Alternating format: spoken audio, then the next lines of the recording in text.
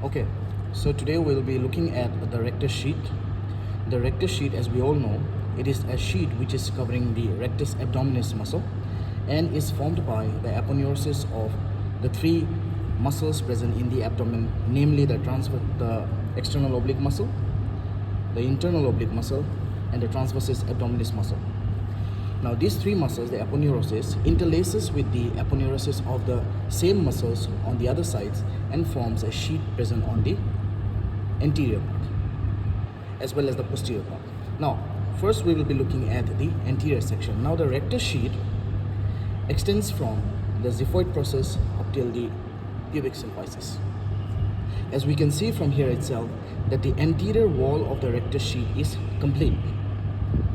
Okay, the anterior wall is complete, whereas the posterior wall is not complete because in between the costal margin and somewhere between the umbilicus and the pubic symphysis, the posterior wall, we have complete posterior wall, or above the costal margin, and below this point the posterior border is not complete. So we will be looking at in a bit. First, let's look at the anterior wall. The anterior wall of the rectus sheath is complete. On the upper one third, that is near the costal margin, the anterior boundary or the anterior wall is formed by the aponeurosis of the external oblique muscle. The external oblique muscle.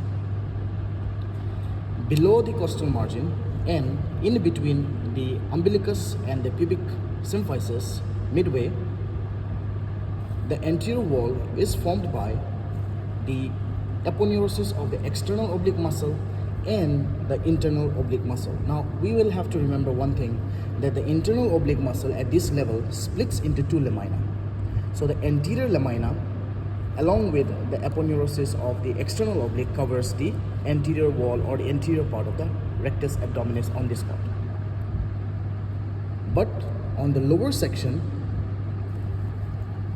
as we know that the posterior wall is deficient, all the three muscles or all the aponeurosis of the external oblique muscle, the internal oblique muscle, and the transversus abdominis, all the aponeurosis of these three muscles, they come to the anterior part and they form the anterior wall. That is the reason why the aponeurosis or the rectus sheath on the lower third is the strongest part. This is the strongest part of the rectus sheath because all the three aponeuroses are present on the anterior part. Now the anterior wall of the aponeurosis or the rectus sheath is very tightly adherent to the rectus abdominis muscle, especially where the rectus abdominis muscle has intersections. Now I have removed the rectus sheath a little bit. As you can see over here, the rectus sheath is attached to the rectus abdominis muscle over here. So the rectus abdominis muscle has striations. This sheath is attached to these striations in a very tight manner. Okay, so this forms the anterior wall which is completed. On the posterior wall, if we go, we know that the posterior part on the upper third, that is above the costal margin, it is also deficient, and the rectus abdominis lies directly on the 5th, 6th and 7th costal cartilage. Below the costal margin and midway between the umbilicus and the pubic symphysis, the posterior border or the posterior wall is formed by the posterior lamina of the internal oblique and the transversus abdominis muscle. And beneath this layer, the rectus abdominis, the posterior wall of the rectus sheath is deficient. As you can see over here, the rectus abdominis on the lower third simply rests on the fascia transversalis. The point at which the internal lamina or the lamina of the internal oblique muscle, the posterior lamina, terminates or finish, you can see the presence of a line. This line is known as the Arcuate line or also the fold of Douglas.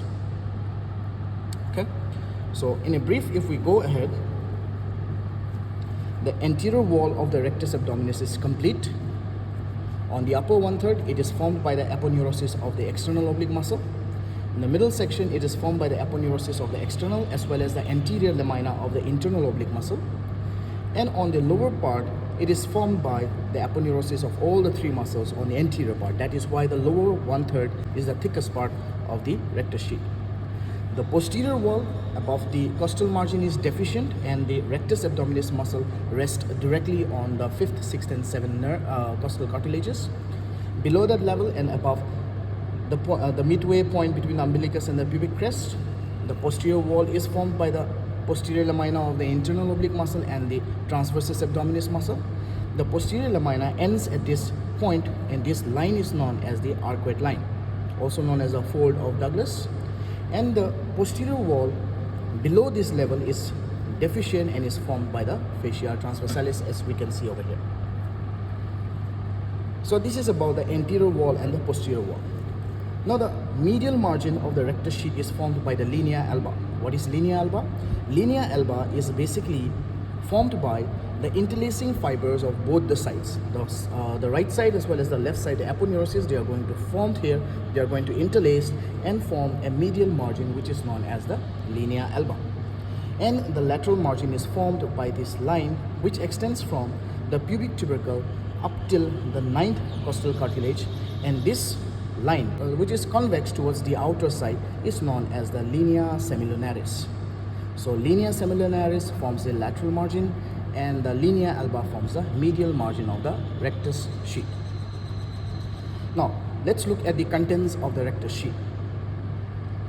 The contents of the rectus sheath are, most importantly, the rectus abdominis muscle.